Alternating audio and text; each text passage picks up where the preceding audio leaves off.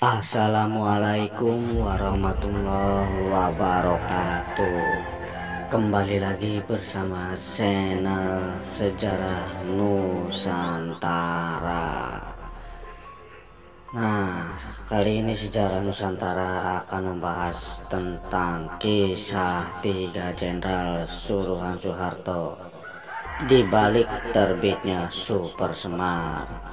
Peringatan penerbitan surat perintah 11 Maret Super Semar kembali membawa kenangan tonggak sejarah lahirnya Orde Baru di bawah kepemimpinan Soeharto. Kemarin menjadi 56 tahun peringatan dikeluarkannya Super Semar yang naskah aslinya hingga saat ini masih belum ditemukan. Super Semar ditandatangani oleh Presiden Soekarno pada 11 Maret 1966. Surat ini berisi mendapat mandat dari Soekarno kepada Soeharto yang saat itu menjabat sebagai Menteri Panglima Angkatan Darat untuk mengamankan pemerintahan karena terjadinya ketidakstabilan situasi politik buntut peristiwa gerakan 30 September 1965 atau G30S PKI.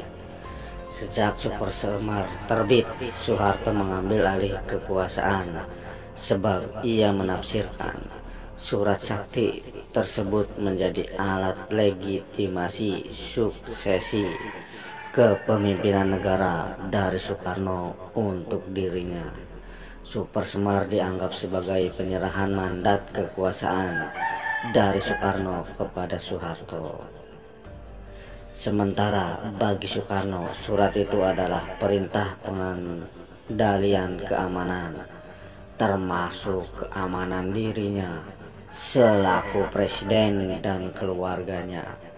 Soekarno pun pernah menekankan surat itu bukanlah transfer of authority, namun salah satu jenderal yang membawa Super Semar dari Soekarno yang berada di Istana Bogor ke Soeharto di Jakarta. Berkesimpulan, Soekarno telah menyerahkan kekuasaannya. Orang-orang suruhan Soeharto, adapun jenderal yang menganggap Super Semar sebagai pengalihan kekuasaan adalah Brigjen Amir Mahmud yang saat itu menjabat sebagai Panglima Kodam Jaya. Amir Mahmud menjadi satu dari 3 jenderal suruhan Soeharto untuk menghadap ke Soekarno. 2 jenderal lainnya adalah Brigjen M. Yusuf, Menteri Perindustrian Dasar, dan Maijen Basuki Rahmat, Menteri Veteran dan Demobilisasi.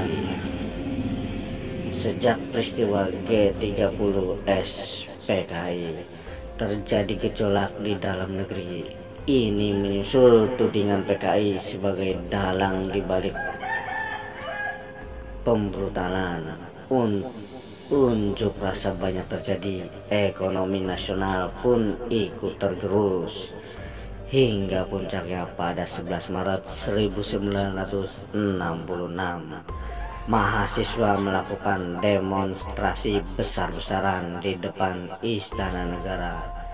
Demo ini didukung tentara.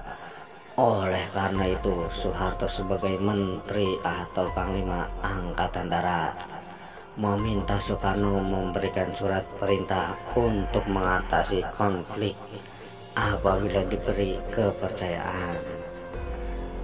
Mengutip dari arsip pemberitaan, pemerintahan itu dititipkan Soeharto lewat Amir Mahmud, M. Yusuf, dan Basuki Rahmat.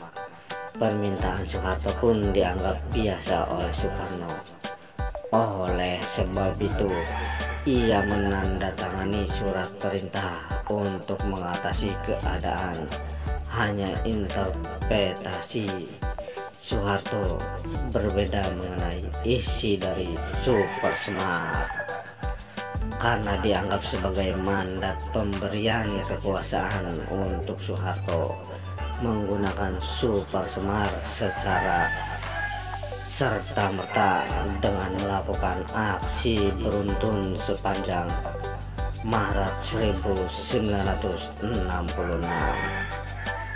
Soeharto membubarkan PKI, menangkap 15 menteri pendukung Soekarno, memulangkan anggota Cakrabirawa yang terdiri dari sekitar 4.000 anggota pasukan yang loyal kepada presiden, dan mengontrol media massa di bawah Pusat Penerangan Angkatan Darat. Tindakan Soeharto ini tidak lain mengakhiri dualisme kekuasaan yang telah terjadi pasca G30 SPKI. Akibat popularitas Soekarno dan manuver-manuver Soeharto berdalih Super Semar, kekuasaan sang proklamator pun jatuh. Pada 7 Maret 1967, Soekarno melepas jabatannya. Soeharto lalu ditunjuk menjadi presiden lewat sidang MPRS.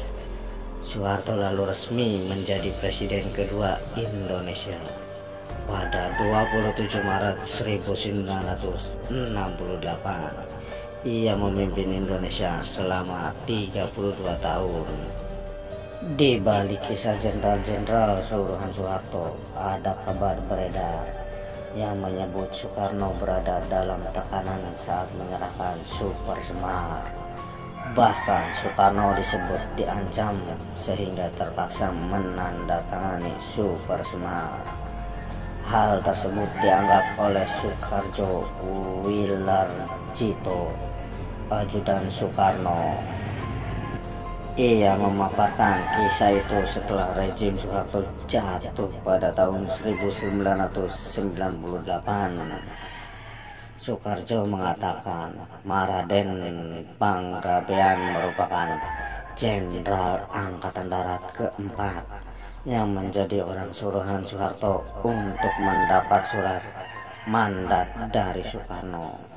Saat menghadap Soekarno di Istana Bogor, Maijen Basuki Rahmat, M. Yusuf, Brigjen Amir Mahmud, dan Maraden Panggabean disebutnya sudah siap membawa map berisi dokumen Super Semar yang disusun oleh Alam Syah dan diketik Ali Murtopo dari Badan Pusat Intelijen BPU.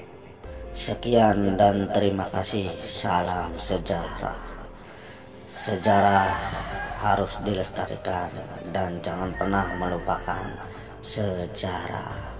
Wassalamualaikum warahmatullahi wabarakatuh.